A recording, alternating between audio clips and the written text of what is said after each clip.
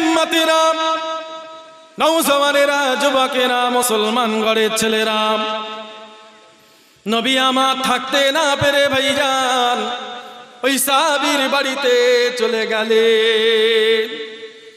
আরে আল্লাহর নবীর চাঁদ মুখখানা দেখে সাহাবী ছুটে বেরিয়েছে, আল্লাহ রসুলকে জড়িয়ে ধরে বাড়িতে নিয়ে গিয়ে বসান।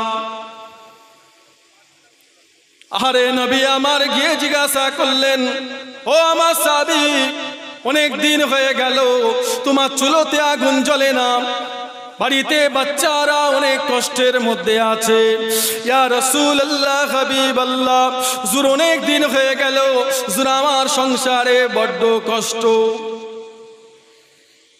আল্লাহ রাসূল শোনার সাথে সাথে ছুটেছে, রাসূলুল্লাহ সাথে নিয়ে গেছেন আমার রাসূলুল্লাহর একজন সাহাবী, খুব দিল বড়, খুব মন বড়, হযরতে মুতাদা রাদিয়াল্লাহু তাআলা, খুব দিল বড় মানুষ। আল্লাহ রাসূল এই শিক্ষা রসুল দিয়েছে আমাদের, আর সেই শিক্ষা নিয়ে আমরা যদি চলতে পারি, আল্লাহ ওয়ালা হয়ে, আল্লাহর আশেক হয়ে কবরে ঢুকতে পারবে, আল্লাহর ওলি হয়ে কবরে যেতে পারবে। আল্লাহ রসুল বসে আছে, বাচ্চা, অনেক বাচ্চা, অনেক সন্তান। এখন তো মুসলমান অনেক বুঝতে শিখে গেছে, আমার ভাইগুলো বোনগুলো অনেক বুঝতে শিখে গেছে। দুটো বাচ্চা হলে তিনটে বাচ্চা নিতে চাই না, হায়েজ বন্ধ হয়ে গেছে। আল্লাহর হুকুম, আল্লাহ খুশি, আল্লাহ পাক তোমাকে সন্তান দেবে, কিন্তু মুসলমান এত নিষ্ঠুর, পেটের সন্তানকে খুন করে দিচ্ছে। আল্লাহর হুকুম, হায়েজ বন্ধ হয়েছে, আল্লাহ রাজি, আল্লাহ তোমাকে আর একটা সন্তান দেবে, কিন্তু মুসলমানের ছেলে, মুসলমানের মেয়ে বাজারে গিয়ে, ডাক্তারখানায় গিয়ে নিষ্ঠুর বাচ্চা খুন করে ফেলছে, দাঁত কেলিয়ে ঘরে চলে আসে। কিয়ামতের ময়দানে ওই বাচ্চাটাকে জিন্দা করবে আল্লাহ, ওই সন্তানটাকে জিন্দা করবে, তুমি চোখে দেখতে পাবে না। হে মুসলমান, তোমার যখন 30 বছর, 35 বছর, 40 বছর বয়স, তোমার খেয়াল আছে তুমি একটা তোমার সন্তান খুন করেছো, আর সেই সন্তানকে আমার আল্লাহ হাসরের মাঠে জিন্দা করেছে। আব্বা, বাচ্চা চিল্লাচ্ছে, ওই বাচ্চাকে আল্লাহ জিন্দা করেছে, আর ওই বাচ্চা তোমার পাশে ঘুরে বেড়াচ্ছে, আব্বা, মা, আমার মা, মা ঘুরে ঘুরে ঘুরে ঘুরে ঘুরে ঘুরে দেখবে, সন্তানকে দেখতে পাবে না। কেন দেখতে পাবে? তুমি দুনিয়ায় ওই সন্তানকে দেখেছো, তুমি তাকে জন্ম দিয়েছো, তুমি তো তাকে শেষ করে দিলে, আর কিয়ামতে আল্লাহ বাচ্চাটাকে পাঠিয়েছে, তোমাকে ডাকছে আব্বা বলে, মা বলে, আর ওই সন্তান তোমাকে টেনে জাহান্নামে নিয়ে যাবে। কেন? সেই সন্তানকে তুমি দুনিয়ায় জন্ম দিলে না। অনেক বাচ্চা কাচ্চা, অনেক সন্তান রাসূলুল্লাহ দেখছেন, মুখগুলো ছোট ছোট হয়ে আছে। হে নবীর উম্মতেরা, মুসলমান ঘরের ছেলেরা, রাসূলুল্লাহ দেখতে পেলেন ওই সাহাবীর বাড়ির সামনে ভাইজান একজন ইহুদি বাড়ি আছে। ওই ইহুদির একটা খেজুরের গাছ, ওই খেজুরের গাছ থেকে যখন খেজুরগুলো জমিনে পড়ে, বাচ্চাগুলো ছুটে গিয়ে খেজুরগুলো কুড়োয়, একটু খেজুর কুড়িয়ে খাবে, কেননা তারা খিদের মধ্যে আছে। দুটো খেজুর যদি খেয়ে নেয় তাদের মনটা খুশি হয়ে যাবে। যখন তারা খেজুরগুলো হাতে কুড়োবে জানেরা, ওই ইহুদি ছুটে বেরিয়ে বাচ্চাদের হাত থেকে খেজুরগুলো কেড়ে নেয়। জানে মায়া দয়া নাই, বাচ্চারা খাবে খেজুর, দুটো খেজুর খাবে। আমার আল্লাহ খেজুরের অনেক বরকত দিয়েছে, নিয়ামত দিয়েছে। মক্কা শরীফে হাজী সাহেবরা যখন যায়, যারা যখন বাড়ি ফেরে, মানুষ ছোটে 10,000 টাকার জন্য নয়, 5,000 টাকার জন্য নয়, যে কাপড়ের জন্য নয়, ছুটছে দুটো খেজুর, একটু জমজমের পানি। আল্লাহ অনেক নিয়ামত দিয়েছে, এই নিয়ামতটাকে লিবার জন্য মানুষ ছোটে হাজী সাহেবদের বাড়িতে। আর জোরে বললেন না? আল্লাহ আমাকে নিয়ে গেছে, তাই আপনাদের একটু বলছি, আল্লাহ এত নিয়ামত দিয়েছে। আপনারা পরীক্ষা করবেন, মক্কা মদিনা শরীফের খেজুর 3টে নিয়ে আর 1 গ্লাস পানি নিয়ে খাবেন, আপনার পেট ভর্তি হয়ে যাবে। আল্লাহ এত নিয়ামত বরকত দিয়েছে, বাচ্চাগুলো খাবে খেজুর, আর ইহুদি ছুটে বেরিয়ে খেজুরগুলো কেড়ে নিয়েছে। রাসূলুল্লাহ বসে বসে দেখছে। নবীর উম্মতেরা, নওজওয়ানেরা, যুবকেরা, আল্লাহ নবী ছুটে গিয়ে ভাইজান ওই ইহুদির কাছে চলে গেলেন। ও বাবা ইহুদি, তোমার কি জানে মায়া নাই? মাসুম বাচ্চারা খেজুরগুলো কুড়োলো খাবে বলে তুমি তাদের হাত থেকে খেজুরগুলো ছিনিয়ে নিলে। নবীর উম্মতেরা, ওই সময় ইহুদিকে নবী আমার বললেন, এই খেজুরের গাছটা তুমি আমাকে কি দেবে? যদি এই খেজুরের গাছ আমাকে দিয়ে দাও, আমি রাসূলুল্লাহ জানিয়ে দিলাম আল্লাহ পাক জান্নাতে তোমাকে ঘর দিয়ে দেবে।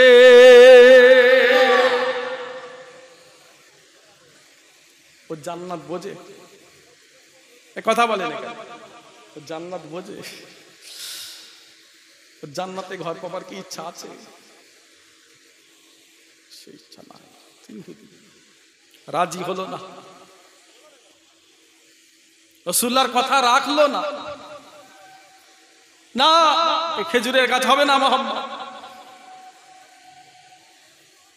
আল্লাহ রাসূল দাঁড়িয়ে দাঁড়িয়ে, আল্লাহ রাসূল দাঁড়িয়ে দাঁড়িয়ে কথাগুলো শুনে আমার রাসূলুল্লাহ চোখ দিয়ে পানি পড়ছে। আমার রাসূল যদি খেজুরের গাছটা বাচ্চাদের হাতে দিয়ে দিতেন, আমার নবী অনেক খুশি হতেন। খেজুরের গাছটাকে নিয়ে যদি মাসুম বাচ্চাগুলোকে বলতেন, বাবা এটা তোমাদের খেজুর গাছ, আজ থেকে তোমরা এই খেজুর খাবে, আমি নবী তোমাদের খেজুর গাছ দিয়ে দিলাম, আমার নবী কত খুশি হতেন। কিন্তু ইহুদি তো দিল না।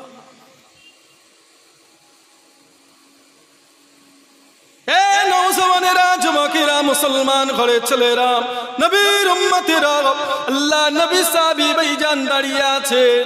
হযরতে মুতাদা রাদিয়াল্লাহু তাআলা আনহু, ইয়া রাসূলুল্লাহ, হাবিবাল্লাহ, এই খেজুরের গাছ যদি আমি আপনাকে নজরানা দিতে পারি, এই খেজুরের গাছ যদি আমি আপনাকে কিনে দিতে পারি, তাহলে কি আমার আল্লাহ আমাকে জান্নাতে একটি ঘর দেবে? আল্লাহ রাসূলের সাহাবী বললেন, ও আমার সাহাবী, এই খেজুরের গাছ যদি আপনি আমাকে কিনে দিতে পারেন, আমি রাসূলুল্লাহ জানিয়ে দিলাম আল্লাহ পাক জান্নাতে আপনাকে একটি ঘর দিয়ে দেবে। আট জোরে হলো না?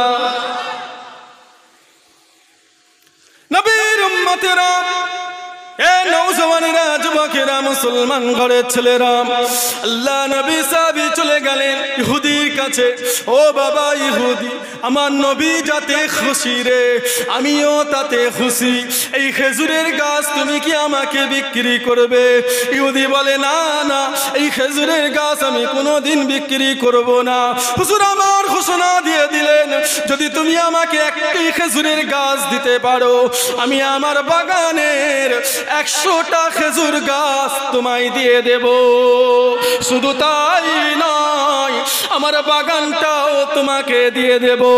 ও বাবা ইহুদি, সেই বাগানে একটি মহল আছে, সেই মহলটাও তোমার নামে হয়ে যাবে।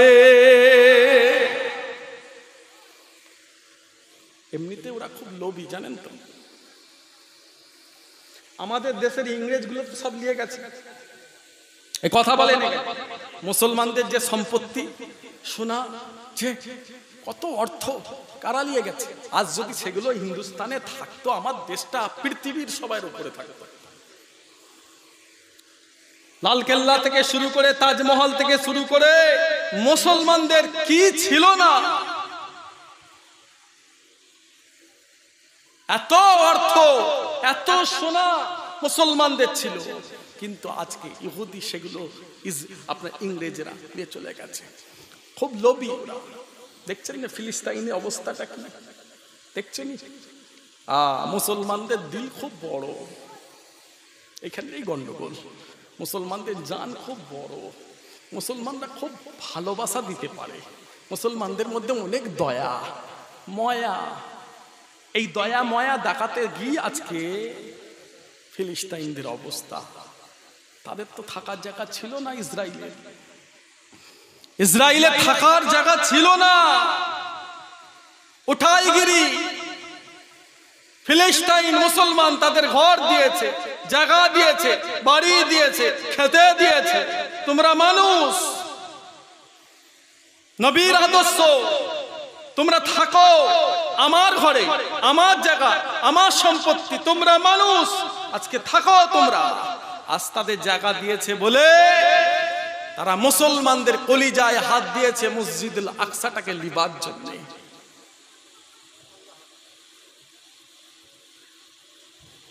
কিভাবে মারছে, মোবাইল খুললে বুক ফেটে যাচ্ছে।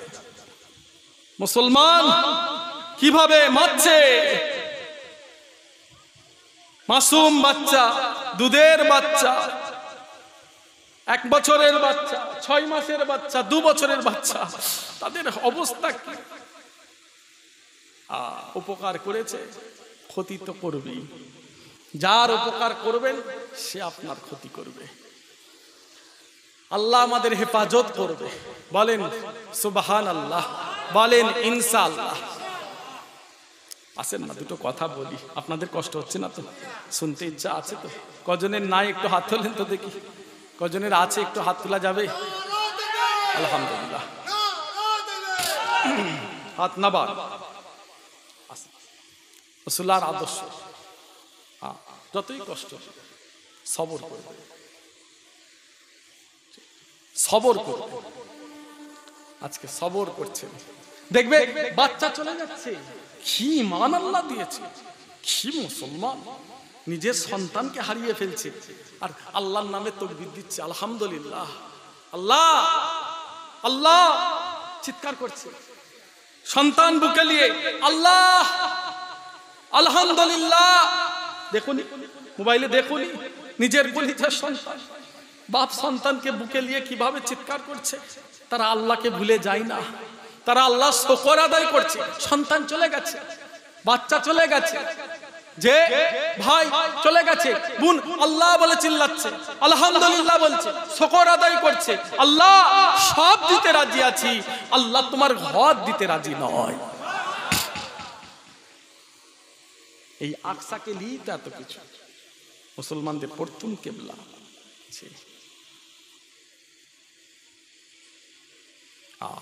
রাসূলুল্লাহ দাঁড়িয়ে আছে, কথা বলছে। রাসূলের সাহাবী যে কথা বলছে ইহুদির সাথে, নবী রাজি, নবী চাইছে, তুমি কি চাইছো বলো না। খবর পেয়েছে একটা খেজুরের গাছ দিলে 100টা খেজুর গাছ দেবে বলছে। আবার বাগানটা লিখে দেবে, বাগানে একটা ঘর আছে সেটাও লিখে দেবে। মহলে গিয়ে আলোচনা করছে, ছাড়া যাবে না এই সুযোগ। নবীর উম্মতেরা, মুসলমান ঘরের ছেলেরা, যুবকেরা, আল্লাহ নবী সাহাবীর এই কথা শুনে ভাইজান ইহুদি রাজি হয়ে যায়। আজকে আমার এই খেজুরের গাছ তোমাকে বিক্রি করে দিলাম।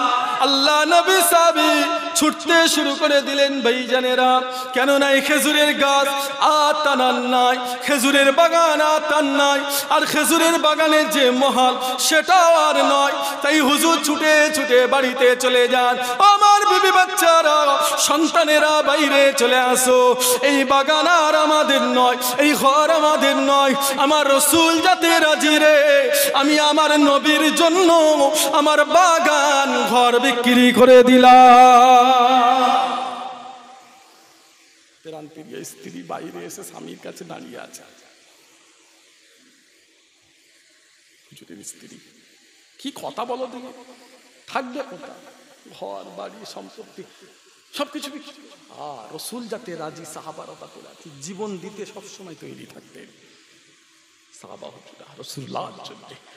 এই জন্যই তো আল্লাহ তানাদের ইজ্জত সবার উপরে দান করেছে। আর জোরে বললেন না, সকলের উপরে সাহাবাদের ইজ্জত। সাহাবারা জান্নাতি, রাসূলুল্লাহর আশিক।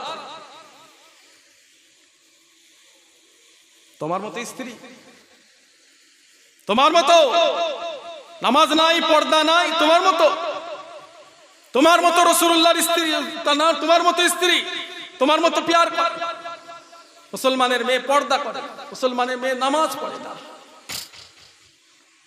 তাহলে ঈমানটা হবে কিভাবে? আল্লাহওয়ালা হবে কিভাবে? আশিক হবে কিভাবে?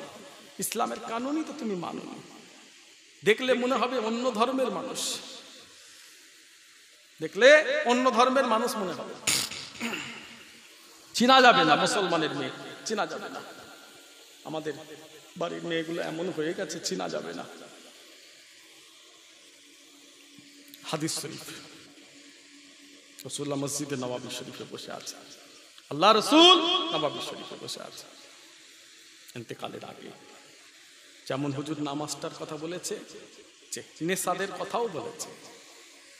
ইয়া মা'সারান নিসা, মদিনার মেয়েরা, রাসূলুল্লাহ মেয়েদেরও বলেছে।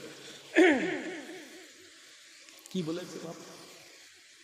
আমার রাসূল এত রেগে গিয়েছিলেন, রাগার পরে হুজুর সহ্য করতে পারলেন না, মদিনার মেয়েদের বললেন, হে নওজওয়ানেরা, যুবকেরা, নবীর উম্মতেরা, রাসূলুল্লাহ মদিনার মেয়েদের বললেন, ইয়া মা'সারান নিসা, ও মদিনার মেয়েরা, তাসাদদাকনা, তোমরা বেশি বেশি করে সদকা দাও। মদিনার মেয়েরা সব দাঁড়িয়ে আছে, রাসূলুল্লাহ সদকা দিতে বলছে। কেন সদকা দেব?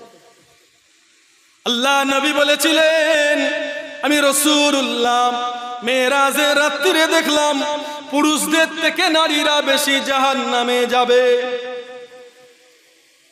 হে নবীর উম্মতেরা, মদিনার মেয়েরা বললেন, ইয়া রাসূলুল্লাহ, হাবিবাল্লাহ, কি কারণে আমাদের জাহান্নামে দেবেন? নবী আমার বললেন, দুটো কারণে আল্লাহ তোমাদের জাহান্নামে দেবে। ইয়া মা'সারান নিসা, ও মদিনার মেয়েরা, দুটো কারণে আল্লাহ তোমাদের জাহান্নামে দেবে। শুনতে রাজি নেই মনে হয়? রাজি নেই? শিখতে এসেছেন, বসেছেন, কিছু শিখতে এসেছে, শিখার জন্য এসেছি। ইসলামের কথা, কোরআনের কথা। নামাজটা যেমন ফরজ, পর্দাটাও ফরজ।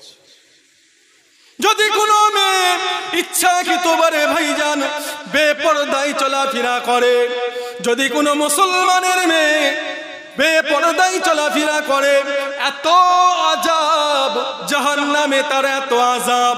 আল্লাহ পাক গরম পানি, ফুটন্ত পানি ওই বেপরদার নারীর শরীরে ঢেলে দেবেন।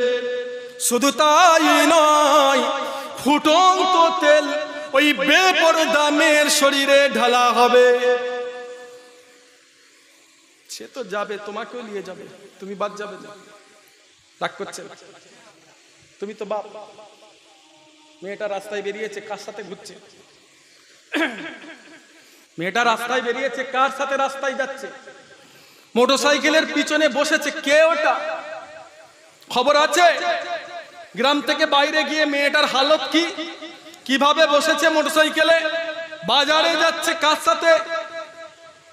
দিল্লি থেকে বোম্বাই, বোম্বাই থেকে গুজরাট ছেলে স্ত্রী পাঠিয়ে দিচ্ছে ভাইয়ের হাতে, চাচতো ভাইয়ের হাতে, ফুফুতো ভাইয়ের হাতে, খালাতো ভাই, গ্রামের ভাই। খবর নেন? উনি ব্যবসায়ী ব্যস্ত, স্বামী ব্যবসায়ী ব্যস্ত, জানা আমার ভাই যাচ্ছে, ঘরে যাচ্ছে, চাচতো ভাই, ফুফুতো ভাই, খালাতো ভাই, গ্রামের ভাই, চলে যাও, চলে যাও ওর সাথে। আবার ফোন করছে, ওর সাথে চলে এসো। 3 দিন 4 দিন প্লেনে বসে, ট্রেনে বসে আছে, 3 দিন 4 দিন ট্রেনে বসে আছে। কি হাল তার!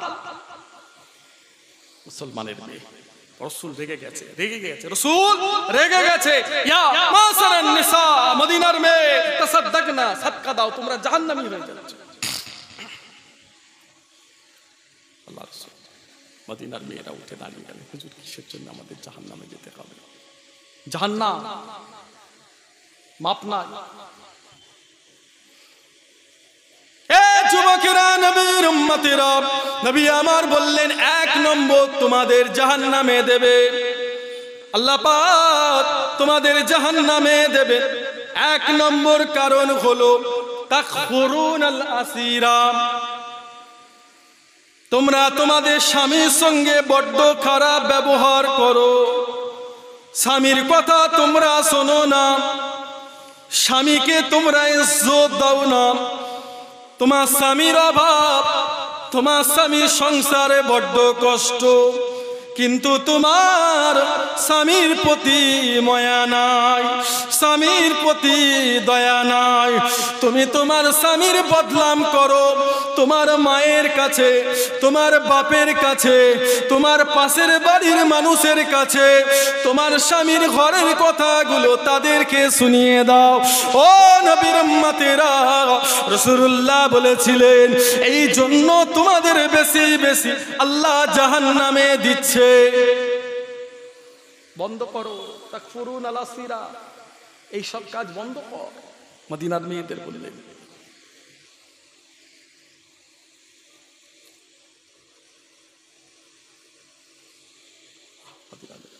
তাসাদদাক না, সদকা দাও। সদকাটা কি? আমাদের আব্বা, আমাদের মা, কথা বোঝা যাচ্ছে? এই কথা বলে না, আমাদের আব্বাগুলো বসে আছে, আমাদের মাগুলো অনেক আল্লাহর হুকুম, বয়স হয়ে গেছে, অনেক মানুষ আছে বয়স হয়ে গেছে। আব্বা আমাদের মাগুলো বয়স হয়ে গেছে, উঠতে পারে না, বিছানায় পড়ে আছে, আছে না? অনেক মা বাবা আছে না, বিছানা উঠতে পারছে না, শরীর অসুস্থ, নামাজ কাজা হয়ে যাচ্ছে, নামাজ কাজা হয়ে যাচ্ছে, রোজা রাখতে পারে না, অক্ষম হয়ে গেছে। আল্লাহর হুকুম তো একদিন চলে যেতে হবে, আল্লাহর হুকুম একদিন চলে যেতে হবে পৃথিবী থেকে। যখন চলে যাবে, সন্তান তোমার জন্য জরুরি হয়ে গেল, ভুলে যেও না, ভুলে যেও না মা বাপকে। তাসাদদাক না, তার ঋণ শোধ করো। অনেক ছেলেরা ভুলে যায়, মায়ের নামাজের কথা মনে নেই, কত নামাজ কাজা হয়েছে, কত রোজা কাজা হয়েছে, মা আমার চলে গেলেন, কমাস বিছানায় পড়েছিলেন, শরীর অসুস্থ, জান খারাপ, সন্তান ভুলে গেল, ছেলে ভুলে গেল, মায়ের নামাজের হিসাব করে কাফারা দিল না, কাফারা দিল না, সন্তান মাকে ভুলে গেছে, বাপকে ভুলে গেছে। ভুলে যেও না।